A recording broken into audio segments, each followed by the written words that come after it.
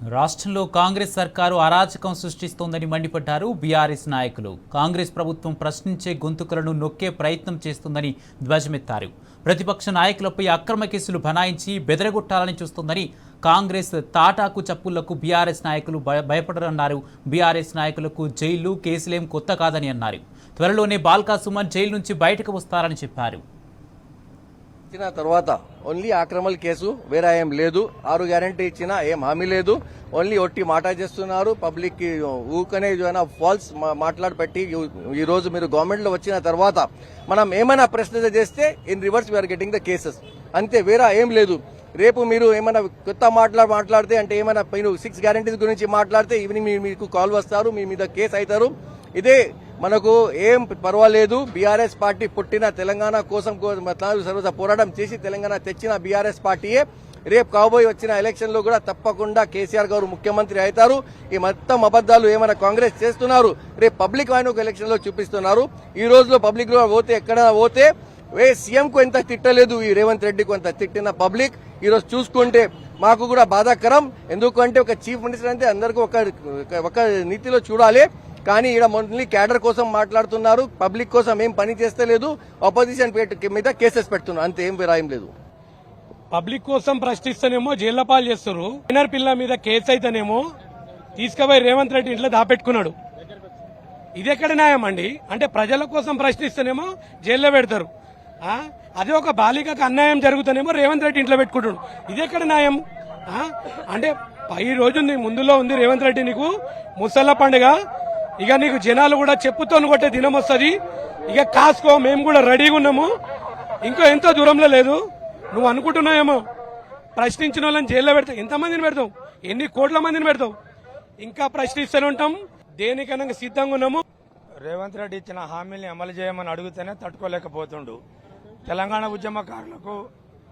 ఉద్యమకారులకు కేసులు కొత్త కాదు, లేకపోతే జైళ్లు కొత్త కాదు. విద్యార్థి నాయకుడిగా ఎదిగి ఒక పార్లమెంట్ సభ్యుడిగా, ఒక ఎమ్మెల్యేగా, ఒక ప్రభుత్వ విప్పుగా నిరంతరం తెలంగాణ అస్తిత్వం కోసం పోరాడే బాల్కా సుమన్ లాంటి వాళ్ళని గొంతు నొక్కి చెంచలు కూడా జైలు వేసినంత మాత్రాన మా ఉద్యమాలు గాని మా యొక్క పోరాటాలు ఆగవు. తప్పకుండా కాంగ్రెస్ పార్టీ దానికి మూల్యం చెల్లించుకుంటది. తెలంగాణలో అడుగు అడుగున కాంగ్రెస్ పార్టీ ద్రోహానికి పాల్పడతా ఉన్నది. వాళ్ళ హామీలు అమలయ్యే వరకు తెలంగాణ రాష్ట్ర సమితి, తెలంగాణ ఇవాళ భారత రాష్ట్ర సమితి నిరంతరం పోరాటం చేస్తుంది, నిలదీస్తుంది. అస్తిత్వం కోసం ఎంత కాడికైనా తెగబడి పోరాడుతుంది. ఇవాళ మా యొక్క బాల్కా సుమన్ గారిని మీద మా బీఆర్ఎస్ పార్టీ మీద ఎంతమంది కార్యకర్తలు, ఎంతమంది లీడర్లననే సరే, ఎన్ని అపనిందల పాలు చేసినా సరే, ఎన్ని కేసులు పెట్టినా మా ఒక్క కాలి ఎంట్రుక కూడా పీక్కోలేదు ఈ ప్రభుత్వము. రేవంత్ రెడ్డి ఖబర్దార్, నువ్వు చేసే ఇచ్చే హామీలైతే ఫస్ట్ నెరవేర్చు. లేని అబద్దాల హామీలు చెప్పి, మనసులని మాయ మాటలు చెప్పి, పిచ్చి పిచ్చి మాటలు చెప్పి నువ్వు ఒక పిచ్చోడు అయిపోయినావు. కోతి చేతికి కొబ్బరి చిప్ప దొరికినట్టుగా ప్రభుత్వం నీ చేతికి వచ్చింది కాబట్టి ఇష్టానుసారంగా మాట్లాడుతున్నావు. ఏం మాట్లాడుతున్నావు నీకే తెలియదు. పొత్తులు లేస్తా వాళ్ళ మీద వీళ్ళ మీద నిందలు పెట్టడమే సరిపోయింది. ఈ ప్రభుత్వం ఎప్పుడైనా ప్రశ్నించే కేసులు, బీఆర్ఎస్ పార్టీ అంటే భయపడము, సుమన్ కు ఇవి జైల కోడ్ కొట్టాడడం ఏం కొత్త కాదు. ఉస్మానియా యూనివర్సిటీలో ఉద్యమ నాయకుడు, వారితో మేము అందరం కలిసి పనిచేసేలో మాకు కేసులు గీసులు కొత్తగా ఏం కాదు.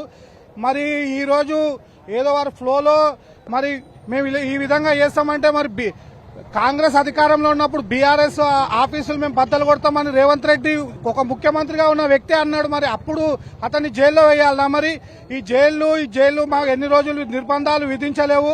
ఉద్యమకారులు తలుచుకుంటే మళ్ళీ ఈ ప్రభుత్వానికి పడేయడం ఖచ్చితం. ఇది ప్రజాస్వామ్యానికి ఒక గొడ్డలు పెట్టు. ఎందుకంటే ప్రభుత్వం వాళ్ళ యొక్క స్కీమ్లు కానివ్వండి, ప్రభుత్వ పథకాలను అమలు చేయని పక్షంలో ఇలాంటి ఏవో చేసేసి అక్రమ కేసుల కార్యకర్తల మీద పెట్టి ఎంతో ఇబ్బందికి గురి చేస్తున్నారు. నిజంగా చెప్తున్నాను, ఇది నిజంగా ప్రజాస్వామ్యానికి గొడ్డలు పెట్టు.